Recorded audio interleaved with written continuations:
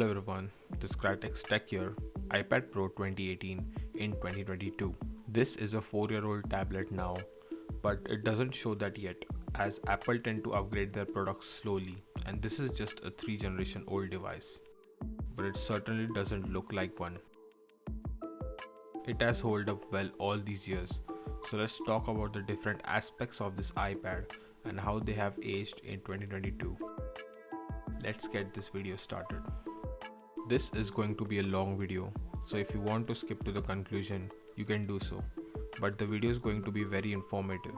I'm not going to bore you with the usual specifications and that you already know about the iPad.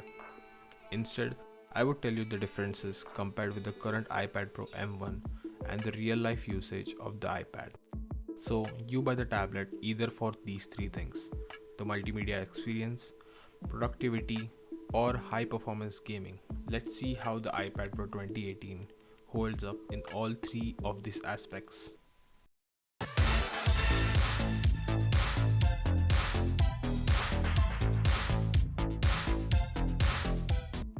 Starting with the hardware and design. This design is 5 years old now and the metal design has held up great so far. This iPad was in a case the entire time and there is no scratches or cracks anywhere on the device, and it has really held up well all these years. The screen has no scratches due to the screen protector, and I would really recommend a case or a skin, as it would at least help your iPad stay in the better condition. So in terms of build and design, I would give this iPad 4 out of 5. But I have seen iPads bending, so be careful with it while keeping it in the bag.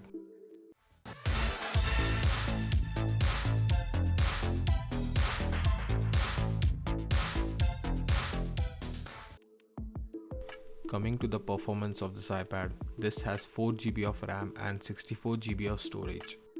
This also comes with 1TB of model which had 6GB of RAM, which is more than enough. This has a A12 Bionic chip, which is equivalent to between A13 and A14, but iPad chips always had more cores for the iPad Pro models, but it's not that capable as the M1 chip. iPadOS is not that processor intensive as macOS, so even the A12X Bionic chip performs like a champ on this iPad, and it runs the games at the highest settings compared with the M1. It's great to see that the A12X still runs flawlessly, as the chip is 5 years old now, and you can see the PUBG and COD both run on the same settings as that of the iPad Pro M1. So there is no performance throttle against any of these games compared to the newer models. So there's basically no reason to buy the M1 for gaming, and there is no reason to upgrade, as you can clearly see the difference here. You can see the comparison between both the iPads running the same games and apps. This is one of the best gaming tablets hands down for the price to performance ratio. Comparing this with different iPads, the Pro Motion really helps the iPad to stand out than the latest iPad Pro M1 and the iPad mini, as this is different experience and can only be felt when using the Pro models, and due to that it elevates the note-taking experience with the pencil, as the lines are in an instant when comparing with the non-Pro models. You can also see the difference in the whole UI, and this makes the Pro models feel faster.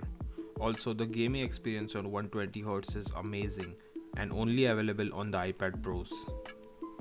Well, comparing this with the newer iPad Pro M1, you can see the benchmark score is 1121 and 4070 compared with 1691 and 7189. But you will see later that the higher score doesn't really translate in higher graphics quality and performance. Also, this was the first iPad that came with a Type-C cable and not the Thunderbolt, but it does do all the things that come with the Type-C cable. This has many similarities compared to the latest model of the iPad Pro. This has the same hardware and design, also comes with the same display. You can see the video playback comparison between both of these. This also has the same battery life, but it has a bigger cell inside at 7812 mAh. This also comes with the latest software, that is iOS 15.3. If you want to see a detailed software review, let me know in the comments below. This is not going to be a MacBook replacement, and so this is not getting the Mac OS software. But I think we might get some pro apps in the future, and this tablet is going to get more software updates than its usual lifespan, and it's going to last for more years than you expected.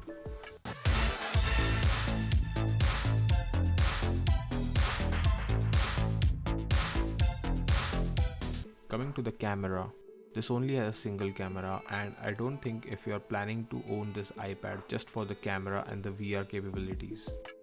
The latest iPads have better camera, but if you are not a photographer and don't need the VR capabilities, this is more than enough for document scanning and taking casual photos. This is also missing the ultra wide, and it doesn't affect the usability at all. The front camera on the other hand doesn't take advantage of the ultra wide field of view and the new features of center stage, which keeps track of your face even if you move from one place to another. It's a good feature to have, but nothing paying more over, as the Face ID sensor has the same range and doesn't take full advantage of it, and also it's not in the center. But please let me tell you once more, don't take photos with the iPad.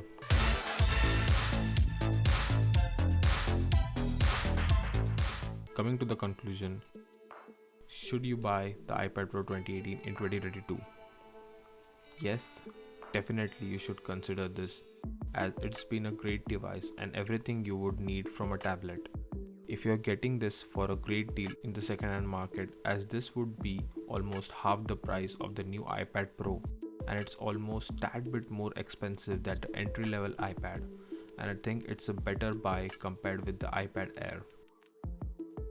If you are planning a tablet for video production, creating art, or even if you want a device for casual usage between a laptop and PC, it will be a perfect device for this thing, and I certainly recommend this. Thank you for watching and see you in the next video. Peace.